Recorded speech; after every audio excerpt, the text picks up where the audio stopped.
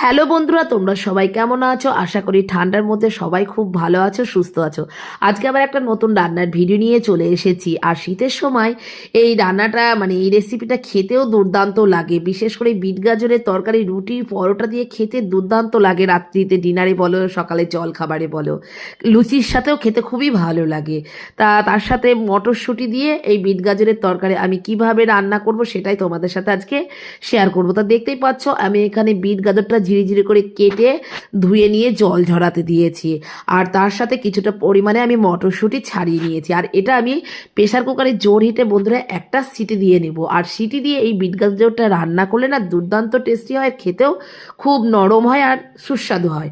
তা দেখতেই পাচ্ছ লবণ আর জল দিয়ে আমি জোর হিটে প্রেশার কুকারে একটা সিটি মেরে নামিয়ে রেখে দেবো। তা ওদিকে কড়াই বসিয়ে দিয়েছি, কড়াইয়ের মধ্যে তোমার চিনিবাদামটা কাঠখোলা একটু ভেজে নামিয়ে রাখবো। আর এখানে তোমার বিট গাজরটা আমার সেদ্ধ হয়ে গেছে বন্ধুরা, আমি জল ঝরাতে দিয়ে দিয়েছি। আর তার সাথে চিনিবাদামটাও আমার ভাজা হয়ে গেছে। তা এদিকে কড়াইতে তেল গরম করে নিয়েছি বন্ধুরা, আর তেলের মধ্যে শুধু জিরে ফোড়ন দিয়েছি। আর তার সাথে আদা আর কাঁচা লঙ্কা বাটা দিয়েছি। আর কিন্তু কোনো রকম বাটার মশলা লাগবে না, আর শুধু লাগবে হলুদ, লবণ আর লঙ্কা গুঁড়ো দিয়েছি আমি। তার সাথে দিয়ে একটু ভালো করে নাড়াচাড়া করব, করে এবার মটরশুঁটিটা দিয়ে দেব।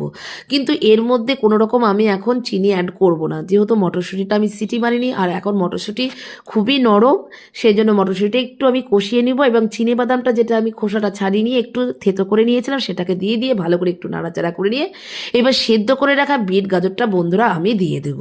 দিয়ে দিয়ে ভালো করে মশলাটার সাথে মিশিয়ে নেব। এরপরে একটু সামান্য আমি চিনি অ্যাড করব, কারণ বিট গাজরের তরকারিতে একটু চিনি অ্যাড না করলে সেই স্বাদটা আসে না। তা দেখতেই পাচ্ছ বিট গাজরের তরকারি পুরো আমার রেডি হয়ে গেছে বন্ধুরা, আর খেতেও খুব সুস্বাদু হয়। আর এইবার আমি সামান্য পরিমাণে বিট গাজরের তরকারিতে একটু ঘি দিয়ে নেব। ঘি দিলে এই বিট গাজরের তরকারির স্বাদটা একটু অন্যরকম হয়ে যায়, আর খেতেও দারুণ লাগে। এটা তোমরা রুটি, পরোটা, লুচি যার সাথে ইচ্ছা খেতে পারো, আর খেতেও দুর্দান্ত লাগে। আর এইভাবে তোমরা কারা বিট গাজরের তরকারি করো অবশ্যই কমেন্ট করে জানিও। আর কাদের খুব প্রিয় বিট গাজরের তরকারি সেটাও কমেন্ট করো। তা আমরা অবশ্যই তোমরা পরোটা দিয়ে খেয়েছিলাম। ভিডিওটা কেমন লাগলো অবশ্যই কমেন্ট করে জানিও। টাটা বন্ধুরা।